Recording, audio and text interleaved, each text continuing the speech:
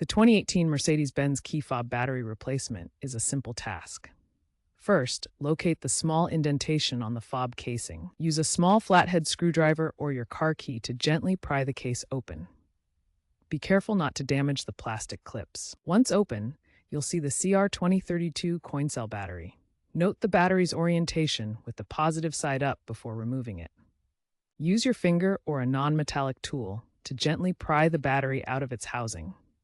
Avoid using metal tools to prevent short circuits. With the old battery removed, take a new CR2032 battery and install it with the positive side facing up, matching the original orientation. Ensure the battery is securely seated in the compartment. Align the two halves of the key fob case and gently snap them back together.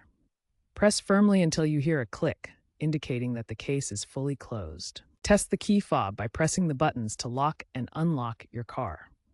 If it doesn't work, double-check the battery orientation and that the case is fully closed. A properly installed battery should restore full key fob functionality.